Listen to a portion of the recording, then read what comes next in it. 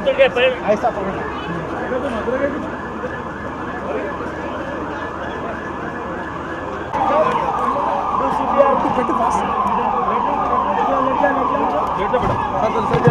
सीधे करो please please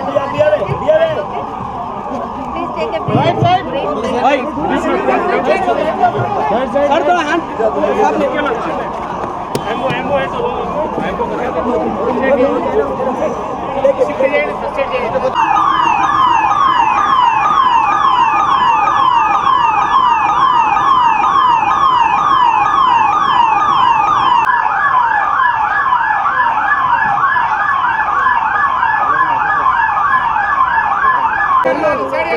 media side दो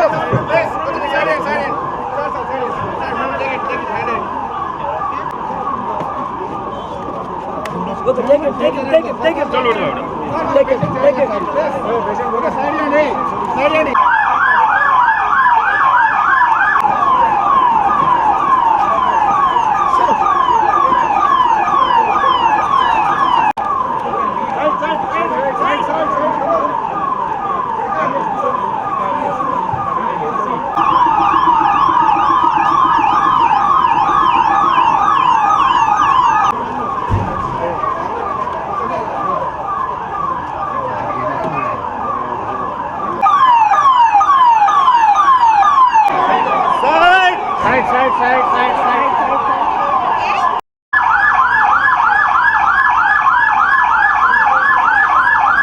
పహల్గామ్ ఉగ్రదాడి నేపథ్యంలో దేశవ్యాప్తంగా ప్రజలు అప్రమత్తంగా ఉండేందుకు ఈరోజు Indian navy, Indian air force, Indian ఆర్మీతో పాటు ఎన్డీఆర్ఎఫ్, ఎస్డీఆర్ఎఫ్ బృందాలు సంయుక్తంగా దేశవ్యాప్తంగా 422 కేంద్రాల్లో ఈ మాక్ డ్రిల్ని అయితే నిర్వహించడం జరిగింది. ప్రస్తుతం మనం హైదరాబాద్లో ఉన్నాము. ఇక్కడ గుడిమల్కాపూర్ ప్రాంతంలో ఈరోజు మాక్ డ్రిల్ నిర్వహించారు. దీనికి సంబంధించి ఫైర్ సిబ్బంది కానీ, లేదంటే మెడికల్ సిబ్బంది కానీ, దాంతోపాటు ఎన్డీఆర్ఎఫ్, ఎస్డీఆర్ఎఫ్ మిగతా బృందాలు అన్నీ కలిసి యుద్ధం వస్తే, లేదంటే మన పైన ఎయిర్ స్ట్రైకులు జరిగితే ఎలాంటి చర్యలు తీసుకోవాలి, ప్రజలందరూ ఎలా వ్యవహరించాలి, ఎలా డిపార్ట్మెంట్ వాళ్ళందరికీ సహకరించాలి, దీంతో పాటుగా మనతో పాటు మన పక్కన ఉండే వారిని ఎలా రక్షించుకోవాలి, సాధ్యమైనంత మంది ఎక్కువ మంది ప్రాణ నష్టం కలగకుండా ఎలాంటి చర్యలు తీసుకోవాలనే దాని గురించి పూర్తిగా ప్రజలకు అవగాహన కల్పించారు. ఇక్కడ పోలీసులు, దాంతోపాటు SDRF, Telangana state disaster management force, Indian army, దాంతోపాటు ఎన్సీసీ, వీటితో పాటు అనేక మందికి సంబంధించి ఈరోజు అయితే వీరందరికీ అవగాహన కల్పించడం జరిగింది. ఎస్పెషల్లీ ఫైర్ డిపార్ట్మెంట్కి సంబంధించి కానీ, మెడికల్ డిపార్ట్మెంట్కి సంబంధించి కానీ ప్రజల్లో